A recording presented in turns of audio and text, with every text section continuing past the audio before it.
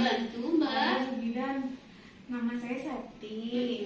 Saya kan mau nikah nih 2 bulan lagi. Baiknya kalau untuk mempersiapkan kehamilan yang sehat itu gimana ya Bu Bidan? Oh gitu. Jadi Mbak Septi, salonnya mana? Salonnya lagi kerja. Oh, lagi kerja ya. Yaudah, berarti ini Mbak Septi datang ke sini pengen mempersiapkan kehamilan yang sehat ya, sama persalinannya yang sehat juga sampai selamat ya, dan memperoleh bayi yang sehat. Oke, kalau begitu saya akan melakukan pemeriksaan. Tapi sebelumnya saya mau izin dulu. Nanti Mbak Septi kita lakukan pemeriksaan. Nanti hasilnya seperti apa biar nanti bisa dievaluasi gitu ya Mbak ya. Mbak Septi setuju? Terserah Bu Bidan aja. Oh iya, mantap ya. Ini normal, tes dulu Mak. Tangan mana? Tangan yang kanan boleh ya? Nah, ditek dulu. Digonong. Digelung dulu ya.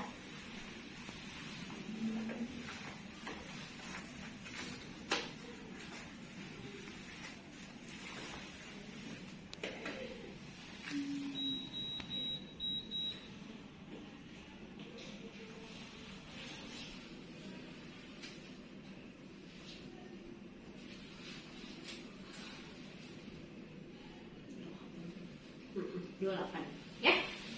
Yuk sekarang. Oke, sekarang ada ke sini. Oke ya.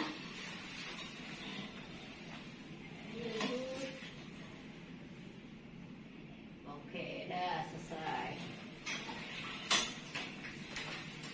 Oke, Mbak Septi tadi udah ditimbang ya, beratnya 60, tadi tingginya 156.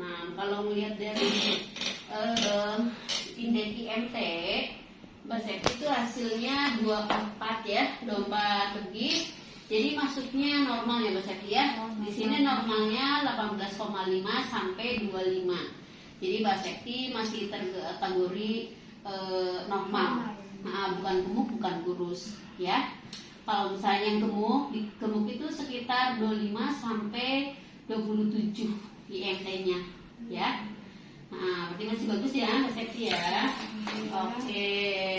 Terus yang selanjutnya nah,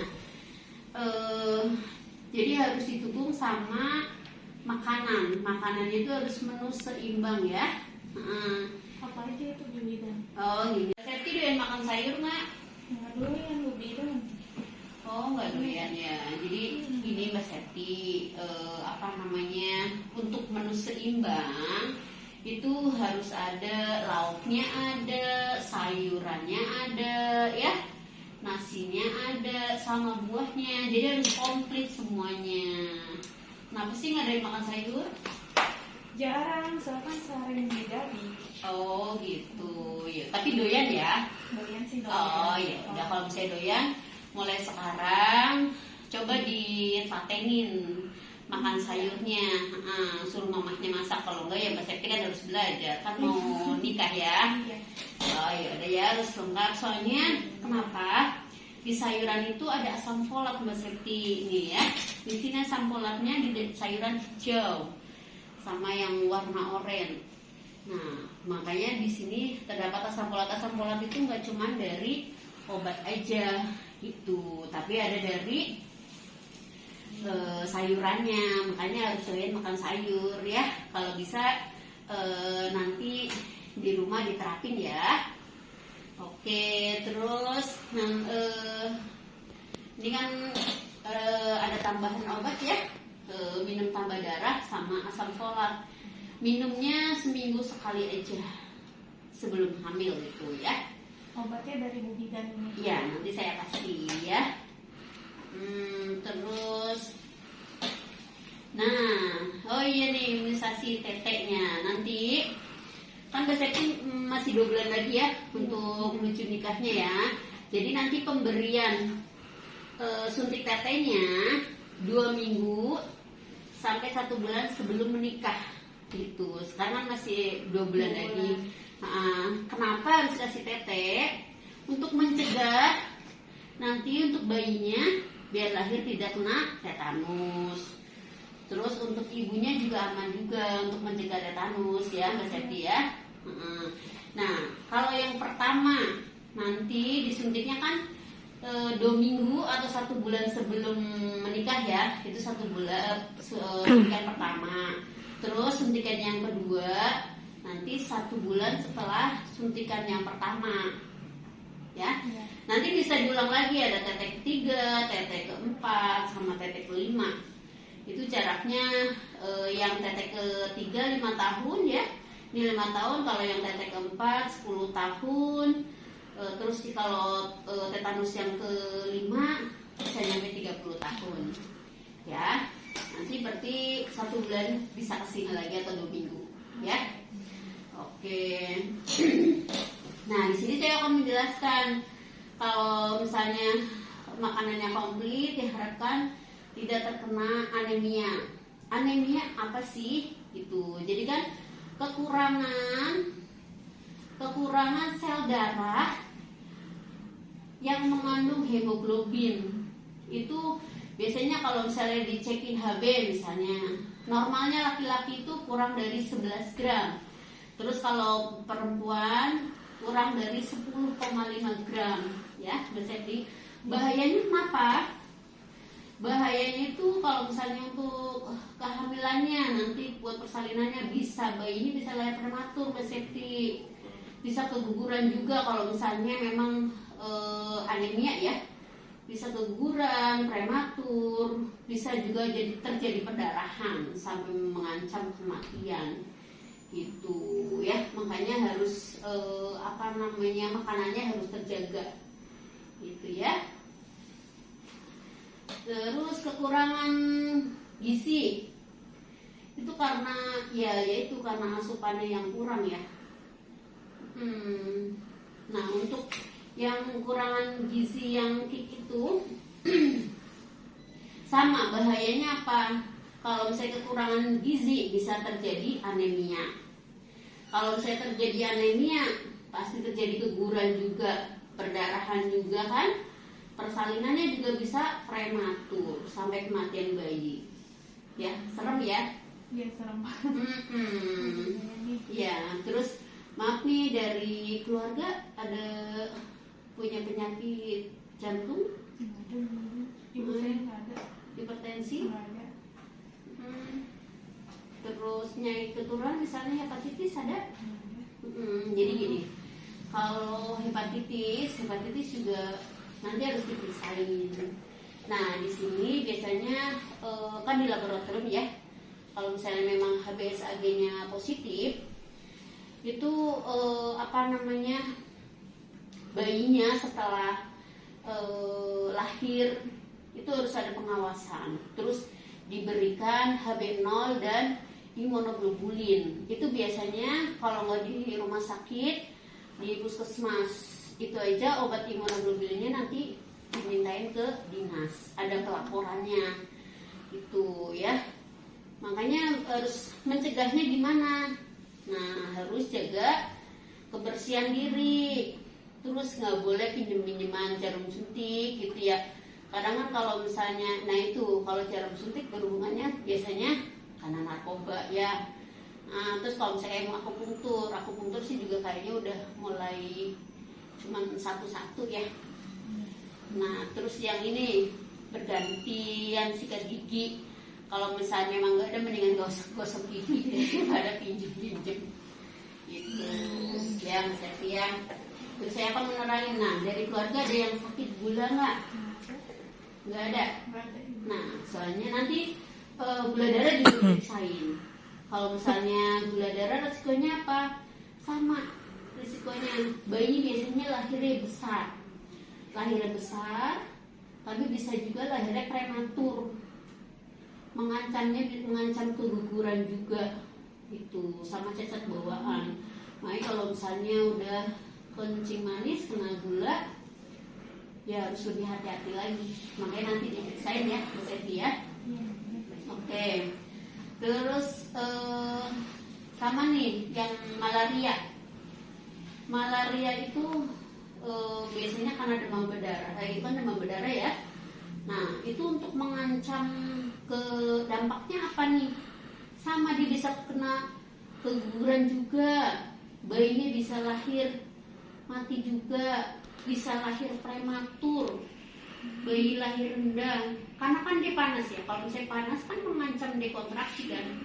Nah, makanya bayinya bisa cepat bisa lahir dengan prematur gitu. Ya. Terus ada nih yang TORS. Yang TORS itu toksoplasma ya. Biasanya sama, dampaknya juga ini lebih parah lagi. Biasanya karena sering keguguran, terus maaf lahir juga sama, bisa cacat janinnya, lahirnya prematur, bisa kelainan pada saraf-saraf juga. Itu makanya harus hati-hati lagi gitu ya. Kalau yang TORS biasanya karena misalnya memelihara kucing di rumah, ada itu nggak, kucing apa burung? Kalau kucing nggak ada. Cuma calon saya punya burung. Burung peliharaan. Burung peliharaan. Ya udah, nanti dibilangin kalau misalnya memang punya peliharaan burung, ya apa namanya, coba dicari tempat, jangan di rumah, Jangan di dalam rumah ya. Iya, jangan di dalam rumah, biar tersendiri gitu ya. Nanti bilangin sama calon suaminya ya. Oke, nah ini penyakit ada satu lagi nih, thalassemia. Nah, thalassemia juga kan kelainan darah juga kan ya. Nah, dampaknya apa? Sama, thalassemia itu bisa mengancam keguguran, ibunya bisa preeklamsi. Itu jadi preeklamsi itu tanda-tandanya tensi tinggi, ada udim, nanti diperiksa labnya, ada proteinnya positif gitu. Ya, bayi bisa lahir kecil juga. Kalau thalassemia biasanya yang sering transfusi terus gitu. Kan kasihan juga. Satu lagi dengan hemofilia. Hemofilia itu gangguan pembekuan darah. Gitu. Jadi biasanya kalau misalnya di rumah sakit kita periksain, kalau misalnya mau operasi ya Mbak Seti ya. Nah itu gangguan pembekuan darahnya biasanya tahu-tahu lebam. Terus kalau ada luka perdarahannya lama berhentinya gitu, biasanya tanda-tandanya begitu. Nah itu bisa diperiksain ada kelainan atau enggak gitu. Ya, pencegahannya dengan apa? Menjaga kebersihan gigi, gusi. Kalau bisa giginya jangan sampai bolong. Gusinya juga kalau misalnya lagi sakit jangan dipegang-pegang terus biar nggak terjadi infeksi ya.